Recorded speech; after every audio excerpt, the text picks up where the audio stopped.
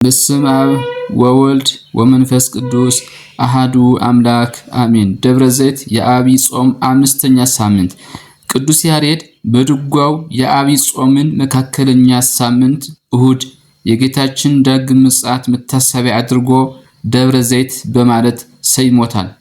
በቅድስት ቤተ ክርስቲያናችን የደብረ ዘይት በዓል የጌታችን ዳግም ምጽአት የዓለም ፍጻሜ ጉዳይ የሚሰበክበትና የሚተነተንበት በዓል ነው። ይህም የተደረገው ጌታችን መድኃኒታችን ኢየሱስ ክርስቶስ በደብረ ዘይት ተራራ ላይ ሳለ ለደቀ መዛሙርቱ ስለ ዓለም ፍጻሜና ስለ ዳግም ምጽአቱ ስላስተማራቸው በጌታችን ትምህርት መሰረት ነገረ ምጽአቱን ወይም የመምጣቱን ነገር እያሰብን እንድንዘጋጅ የሚነገርበት ሳምንት ነው። በዚህ አጭር ጽሑፍም የደብረ ዘይትን ታሪካዊ ዳራና የክብረ በዓል ምንነት እንመለከታለን። ደብረ ዘይት የሚለው ከሁለት ጥምር ቃል የተገኘ ነው። ይኸውም ደብር እና ዘይት ማለት ነው። ደብር ማለት ተራራ ማለት ሲሆን ዘይት ማለት ደግሞ ወይራ ማለት ነው። ስለዚህ ደብረ ዘይት የሚለው በአንድነት ሲነበብ የወይራ ዛፍ የሞላበት የበዛበት የወይራ ተራራ ማለት ነው። ስለዚህ ደብረ ዘይት የወይራ መብቂያ በወይራ ደን የተሸፈነ ተራራ ማለት ነው።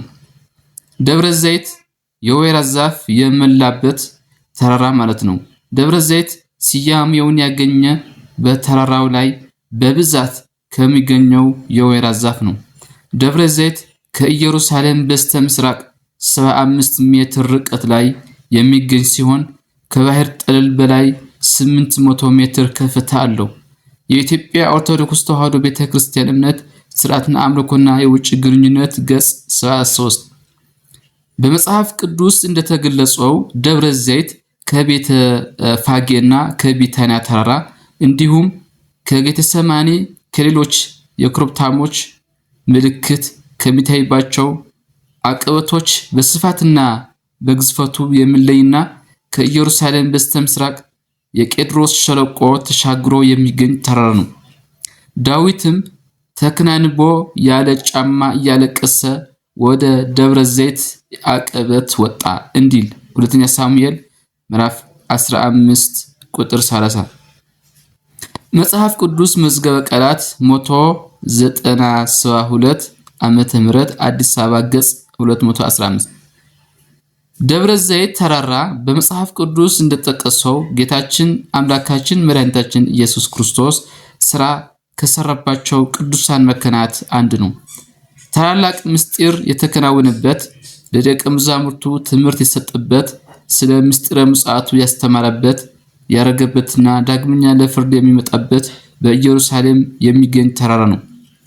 የደብረ ዘይት ስያሜዎች ደብረ ዘይት ወይም አምስተኛው የዐቢይ ጾም ሰንበት ሌሎች ስያሜዎች አሉት። በተጨማሪ ዳግም ምጽአት፣ የፍርድ ቀን፣ የጌታ ቀን፣ ህልፈተ ዓለም፣ ዕለተ ፍዳ፣ ዕለተ ደይን፣ ዳግመኛ ልደተ ትንሣኤ ዘጉባኤ በመባል በመጽሐፍ ቅዱስና በቅዱስ ያሬድ ድርሰቶች ይጠራል።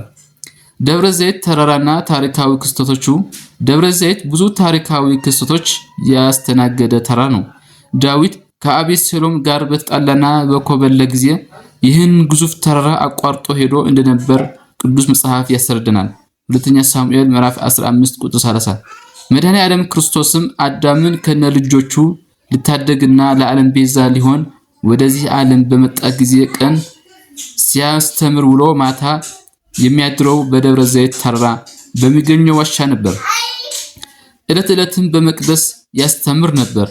ሌሊት ግን ደብረ ዘይት ወደምትባል ተራራ ወጥቶ ያድር ነበር። ሉቃስ 21 ቁጥር 37። አባይነህ ካሴ ዲያቆን የመጽሐፍ ቅዱስ ጥናት ሁለተኛ መጽሐፍ 194 ዓመተ ምህረት አዲስ አበባ ገጽ 75። በዕለተ ሆሳዕናም ከኢየሩሳሌም ሲወጣ የገባው ወደ ደብረ ዘይት ተራራ ነው። ማርቆስ ምዕራፍ 11 ቁጥር 1። የአብ የባህሪ ልጅ የሆነው ኢየሱስ ክርስቶስ በአይሁድ እጅ ተይዞ ወደ ፍርድ አደባባይ ያመራውም ደብረ ዘይት ግርጌ ስር ከሚገኘው ጸሎት ስፍራም ጌተሰማኒ ጸሎቱን ከፈጸመ በኋላ ነው። ማቴዎስ 26 ቁጥር 30። በዚህ ዓለም አገልግሎት ፈጽሞ ለሰው ልጅ ክብርና ነጻነትን ካጎናጸፈ በኋላም ያረገውም በዚህ ደብረ ዘይት ተራ ነው። ሉቃስ 24 ቁጥር 51።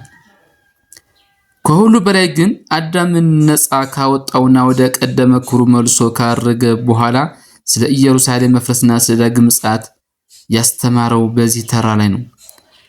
ማቴዎስ ምዕራፍ 24 ቁጥር 3 ወደፊት ዓለሙን ለማሳለፍ ይመጣል ተብሎ የተነገረው ትንቢት በመጨረሻይቱም ሰዓት በፍርድ አደባባይ ሲቀመጥ ዙፋኑም የሚዘረጋው በዚህ በደብረ ዘይት ተራራ መሆኑን ነብዩ አስረግጦ ጽፏል። በዚያም ቀን እግሮቹ በኢየሩሳሌም ትዩ በምስራቅ በኩል ባለው በደብረ ዘይት ላይ ይቆማሉ። ደብረ ዘይትም በመካከል ወደ ምስራቅና ወደ ምዕራብ ይሰነጠቃል፣ እጅግም ታላቅ ሸለቆ ይሆናል። የተራራውም እኩሌታ ወደ ሰሜን እኩሌታም ወደ ደቡብ ይርቃል ይላል ዘካርያስ 14 ቁጥር 4። በዚህ ዕለት የጌታችን የኢየሱስ ክርስቶስ ዳግም መምጻት ነገረ ምጽአቱን ይነግርበታል። ነቢይ ዳዊት በትንቢቱ እግዚአብሔር በግልጽ ይመጣል ብሏል። መዝሙር 49 ቁጥር 2። ራሱም ክርስቶስ ባስተማረው ወንጌል ማቴዎስ 24 ቁጥር 27 እርሱም በደብረ ዘይት ተቀምጦ ሳለ ደቀ መዛሙርቱ ለብቻቸው ወደ እርሱ ቀርበው ንገረን፣ ይህ መቼ ይሆናል? የመምጣትና የዓለም መጨረሻ ምልክቱስ ምንድነው? አሉት። ኢየሱስም መልሶ እንዲህ አላቸው፣ ማንም እንዳያስታችሁ ተጠንቀቁ። ብዙዎች እኔ ክርስቶስ ነኝ እያሉ በስሜ ይመጣሉና ብዙዎችም ያስታሉ። ጦርም የጦርን ወሬ ትሰሙ ዘንድ አላችሁ፣ ይህ ሊሆን ግድ ነውና ተጠበቁ፣ አትደንግጡ። ዳሩ ግን መጨረሻው ገና ነው። በመጣም ጊዜ ይህ ዓለም ከመኖር ወደ አለመኖር አሳልፎ ሐዲሱን ሰማይና ሐዲሱን ምድር ወርሰን እንድኖር ያደርጋል። ሐዲስ ሰማይና ሐዲስ ምድር የተባለች ፍጻሜ የሌላት ዘላለማዊት መንግስት እንደሆነች እንገነዘባለን። ጌታችን በደብረ ዘይት ተራራ የመምጣትና የዓለም መጨረሻ ምልክቱ ምንድነው ብለው ሐዋርያቱ ለጠየቁት ታላቅ ጥያቄ በስፋትና በጥልቀት ትምህርት የሰጠበት ክፍል የሚሰበክበት ዕለት ነው። ማቴዎስ 24 ቁጥር 1 እስከ 36። ጌታችን ስለ ዳግም ምጽአቱ ባስተማረው ትምህርት ዘመኑ ሲቃረብ የተለያዩ ተፈጥሯዊ፣ ሃይማኖታዊ፣ ማህበራዊና ፖለቲካዊ ምልክቶች እንደሚከሰቱ ተናግረዋል። የሚመጣበት ዕለትና ሰዓቱ ሳይሆን ምልክቶችን ነገረን። እነዚህ ምልክቶች አብዛኞቹ በዘመናችን እየተፈጸሙ ሲሆን ይገኛሉ። እነዚህ ምልክቶች ስታዩ ምን ማድረግ እንደሚገባን ምክሮች ሰጥተናል። እነዚህም ማንም እንዳያስታችሁ ተጠንቀቁ። ብዙዎች እኔ ክርስቶስ ነኝ እያሉ በስሜ ይመጣሉ። ብዙዎች ሐሰተኞች ነቢያት ይነሳሉና ብዙዎችም ይስታሉ እንዲል እኛም ከሐሰተኞች ልንጠንቀቅ ይገባል። ሐሰተኞች በእርሱ ስም ወይም በቅዱሳን ስም የበግ ለምድ ለብሰው በጎች ለመጠበቅ ሲመጡ እኛም ከእርሱ እንዳንደነግጥ እንድንጠነቀቅ ይህ ማስጠንቀቂያ ሰጠን። የእግዚአብሔር ሰዎች በመምሰል ይመጣሉ፣ ነገር ግን አሰራራቸው በሐሰተኞች ይገለጣል። በሐሰተኞች ወሬ ልባችሁ አይታወክ። ማንም ክርስቶስ በዚህ አለ ወይም በዚህ አለ ቢላችሁ አትመኑ። ሐሰተኞች ክርስቶስና ሐሰተኞች ነቢያት ይነሳሉና ብቻላቸውስ የተመረጡት እንኳን እስኪያስቱ ድረስ ታላላቅ ምልክትና ድንቅ ተአምራት ያሳያሉ። አስቀድሜ የነገርኳችሁ በበረሃ ነው ቢሏችሁ አትውጡ፣ በእልፍኝም ነው ቢሏችሁ አትመኑ በማለት የትንቢቱ መፈጸሚያ እንዳንሆን እንጠነቀቅ አስጠንቅቆናል። እኛ ግን በሐሰተኞች ማጭበርበር ሳንደነገር እውነት የሆነ የእግዚአብሔር ቃል ይዘን የክርስቶስን መገለጥ በተስፋ እንድንጠብቅ ታዘናል። ትንቢቱ ሊፈጸም የግድ ነውና አትደንግጡ። የታየው ምልክቱ እንጂ መጨረሻው አይደለምና አትደንግጡ። ጦርንም የጦርን ወሬ ትሰሙ፣ ሕዝብ በሕዝብ ላይ መንግስት በመንግስት ላይ ሲነሳ ስታዩ፣ ረሃብም ቸነፈርም የምድር መናወጥ ሲሆን አትደንግጡ። ይህ መጀመሪያው እንጂ መጨረሻው አይደለምና ይህ ሁሉ ሊሆን የግድ ነውና አትደንግጡ። አለመደንገጥ ነገሮችን በጥሞና ለመመርመር ይጠቅመናልና አትደንግጡ አለን። መደንገጥ መረበሽ መፍትሄ አይሆንምና ነው አስቀድሜ ነግሯችኋለሁ። ምልክቶቹ ሲፈጸሙ መደንገጥ የለብንም። ይልቁንስ እንደ ደጋግ አባቶችና እናቶች የአቅማችን አድርገን እንደ በጎ አገልጋይ በጌታ ምጽአት ለመመስገን ክብርን ለማግኘት እንትጋ። የጥፋትን ርኩሰት በተቀደሱ ስፍራ ስታዩ ቀኑ እንደቀረበ አስተውሉ። ምልክቶቹ ሲታዩ ጊዜው እንደደረሰ አስተውሉ። ምሳሌውንም ከበለስ ተማሩ። ጫፏ ሲለሰልስ ቅጠልዋም ሲያቆጠቁጥ ያን ጊዜ በጋ እንደቀረ ታውቃላችሁ። እንዲሁ እነዚህ ምልክቶች ሁሉ ሲታዩ በደጅ እንደቀረበ እወቁ። ምልክቶቹ ሲታዩ መስማትና ማየት ብቻ ሳይሆን ማስተዋልም እንደሚገባ ይህን አስተማረን። የጥፋትን ርኩሰት በተቀደሰው ስፍራ ስናይ እንድናስተውል በንስሐም እንድንመለስ ታዘናል። በተቀደሰው ስፍራ በመንፈሳዊ አገልግሎት ከጥፋት ርኩሰት ልንርቅ፣ የቀረቡትንም በትምህርትና በተግሳጽ ከጥፋት ልናርቃቸው ይገባል።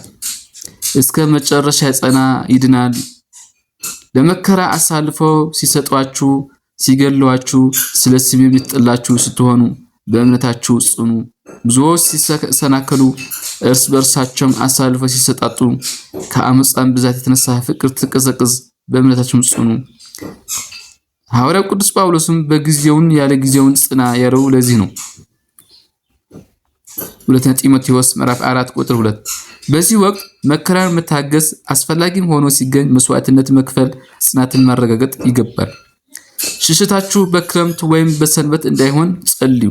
ክረምት የቡቃያ እንጂ የፍሬ ዘመን አይደለምና በሃይማኖት ብቻ ሳላችሁ ምግባርን ሳትሰሩ ሞት እንዳይዘባችሁ ጸልዩ።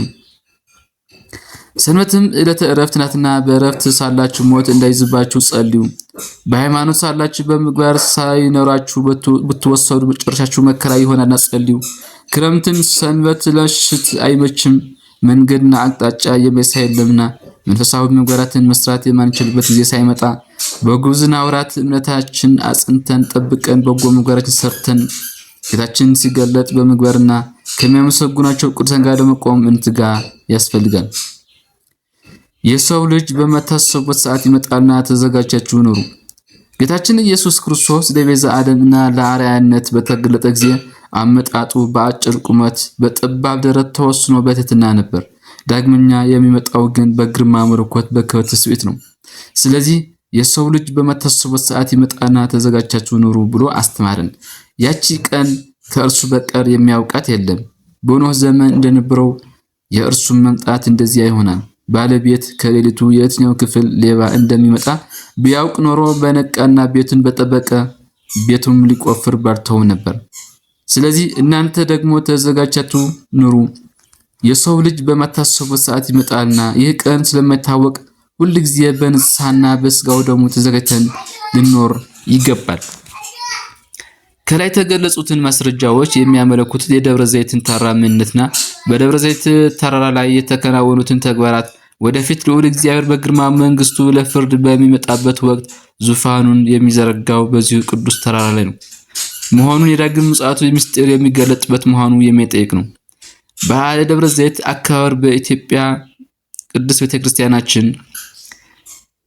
የዐቢይ ጾም እኩሌታ በሚወልደው እሁድ አምስተኛው ሳምንት በሚውለው የደብረ ዘይት በዓል በደመቀ ሁኔታ ሲከበር ይኖራል።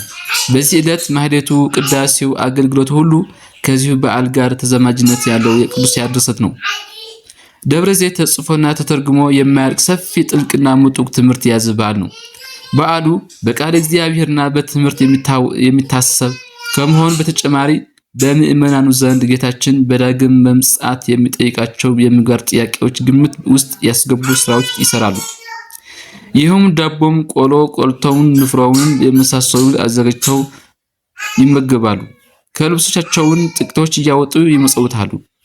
በገጠሪቱ ቤተክርስቲያን በሀብታም በድሃም በትልቁም በትንሹም ዘንድ በበጎ ስራ በክርስቲያን ስራ ተከናውኖ ተሰርቶ ይውላል።